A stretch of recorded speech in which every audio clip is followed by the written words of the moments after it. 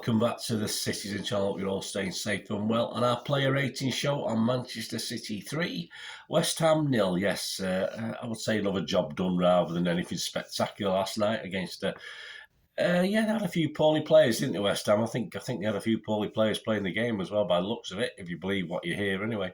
Match day 33, of course, at the Etihad on the 3rd of May, 2023.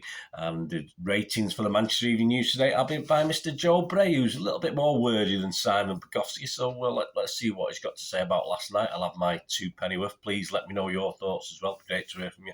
And later on, of course, after recording this, I'll be doing the Talking Points show.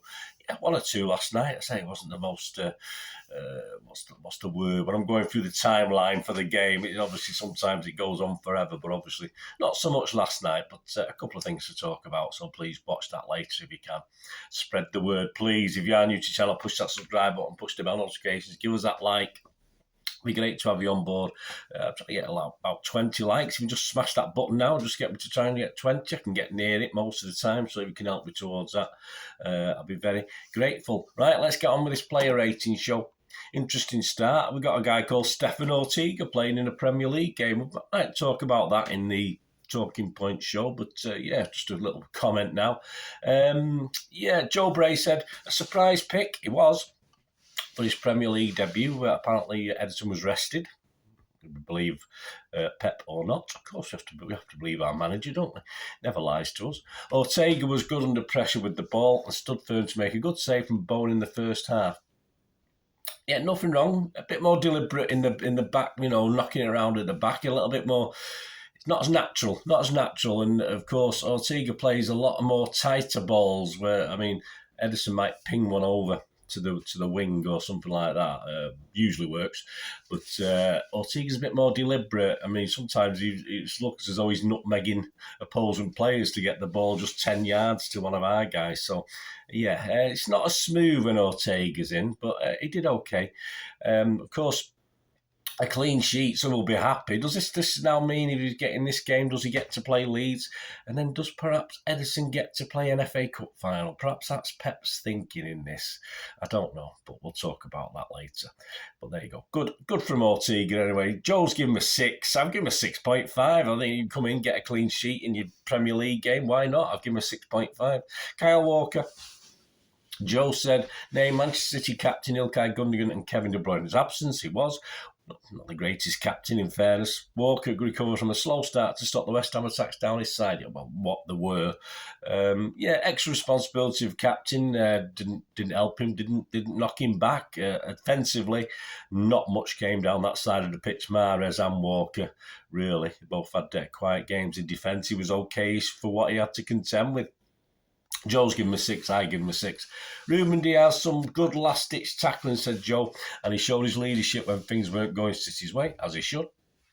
It's hard to see him not start another game for City this season. I would totally agree with that, although I'm not averse to Stones and Laporte being in there at some stage, but as we know, Laporte seems to be on the naughty step, I'm going to sod off step, doesn't he?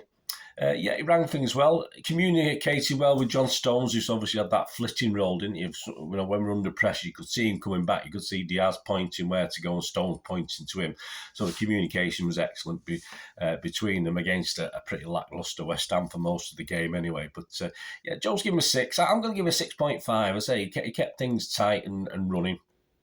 And the same way with John Stones, which we'll talk about now. Joe said, forced to drop into defence more than advancing in midfield he was, although Stones did pop up in the box occasions.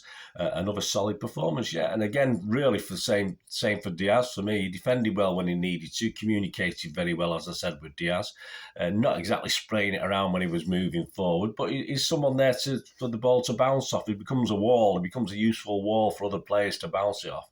So, did what he was asked to do by Pep, which is all we can. He's learning this new role, and that's why Pep wants him, I think, to play long term more. I just have visions of him replacing Rodri at some stage and getting key in certain games if Rodri's injured or he needs a rest. Whether it'll work or not, I don't know, but why not? He doesn't look any different to Rodri in some of what he does, so possible. I don't know where that leaves Phillips, but that's a chat for another day. Joe gave him a 6, I give him a 6.5. Nathan Aki recalled to the starting 11, said Joe Aki looked a little rusty until his much needed goal, and no surprise really. He's had a hamstring problem. He's not been, he's not match practice. Much needed goal after our time to open the scoring. A fit again, Aki will be crucial to City's chances in the running, and this goal underlines his importance. Both ends of the pitch. Yeah, tapped it well. All right, you can probably blame the West Ham defender for playing everybody onside from that free kick, but it's easier said than done, isn't it? Just a great header. Wasn't really asked too many questions defensively, I don't think, to say that he was that rusty. Joe's given him a 7. Scored a goal, I'll give him a 7. Rodri, how did he not score in the first half? Said Joe, seeing his shot bounce off the post and along the goal line. Stood firm under West Ham pressure and dictated play once again. Yeah, within the realms of a quiet game overall, and West Ham not really pushing it, or you don't have players like Rice in there, do you? If Rice had been in there, I think he would have had a totally different game to play. An error or two as well, unpressurised errors. Certainly saw him give the ball away a couple of times in the middle of the pitch. But sort of within himself again. And all right, he didn't get a rest, but he certainly didn't tire himself out last night. So that's all well and good. Joe's given him a 6, I'll give him a 6 as well. Bernardo Silva asked to cover more of the base of midfield, said Joe. Bernardo was quietly effective. He earned applause from his manager for one particular clearance as West Ham swarmed, did they? Well, they might have just sort of milled around a little bit. I don't know about swarming. Possibly more effective defensively. Didn't create too much offensively, which is just, he always expects he can do, but he never really does. He just holds onto that ball. Sometimes perhaps he holds onto it too long without looking for the man, but that's not his job, is it? He can, for me, he's like David Silva without that little bit of an eye to put a ball in a key spot, and that's how Bernardo plays, and he did well enough last night. No, again, as I said, against no disrespect to West Ham, fairly laid-back opposition. I'll use the word laid-back. I think that's a good one, really, for West Ham last night. Joe gave him a 6, I give him a 6.5. Julian Alvarez, after highs of Fulham, said Joe, this was a more subdued and quiet performance from Alvarez. Yeah, he couldn't get involved, really, could he? In fairness, giving the ball away too often, he struggled to get in the game, said Joe, behind West Ham's stubborn tactics. Well, stubborn tactics, just blanket trying defence, isn't it?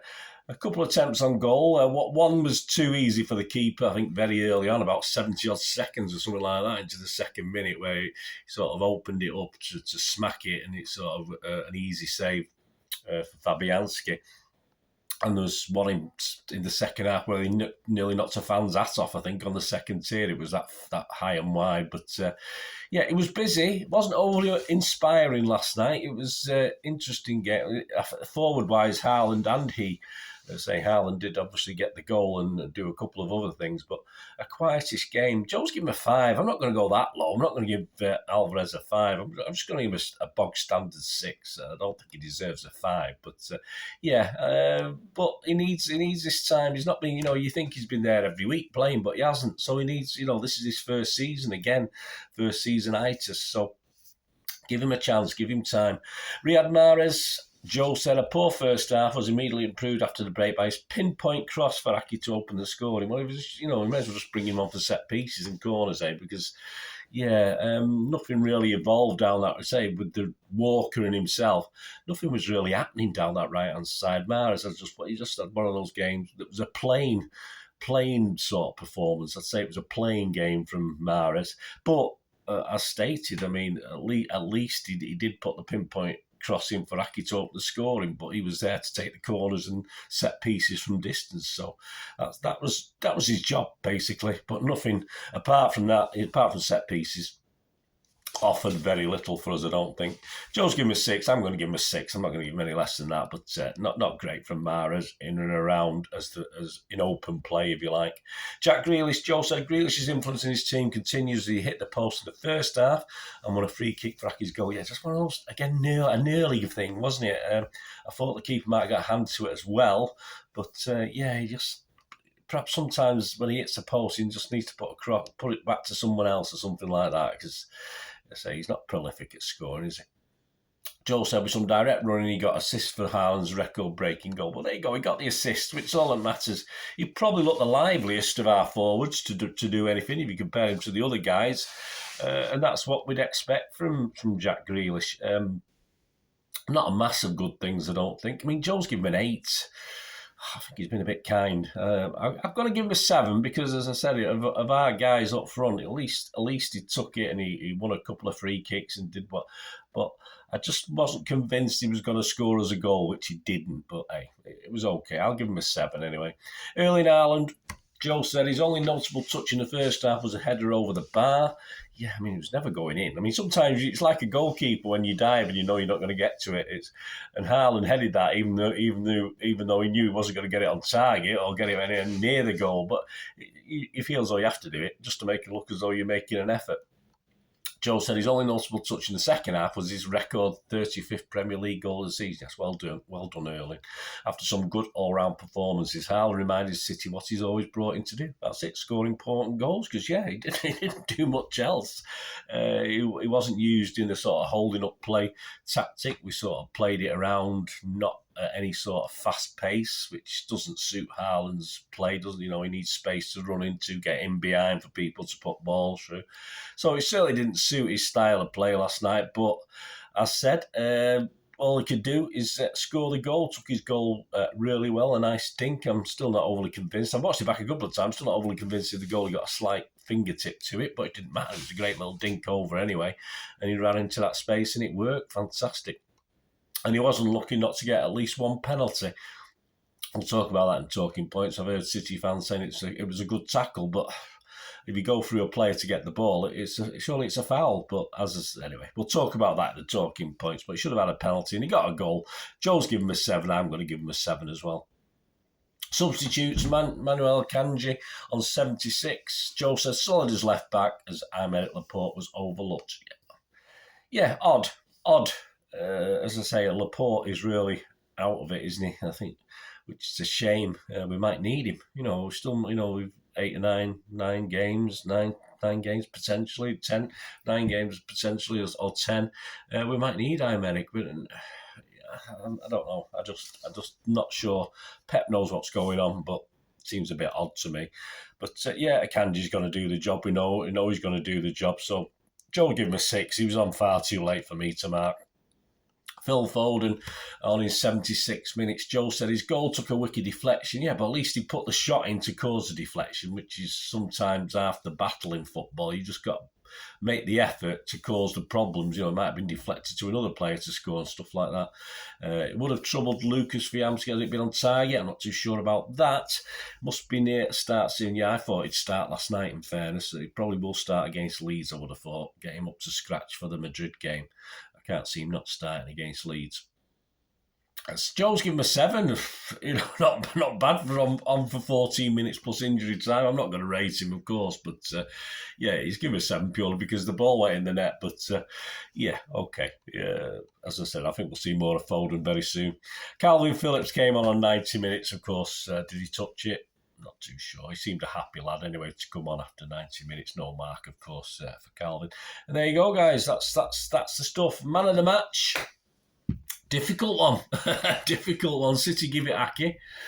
But I'll be honest with you, I'm stuck. I thought about it long and hard for about a minute, and I've decided no. Nobody last night. I'm not going to give anyone man of the match.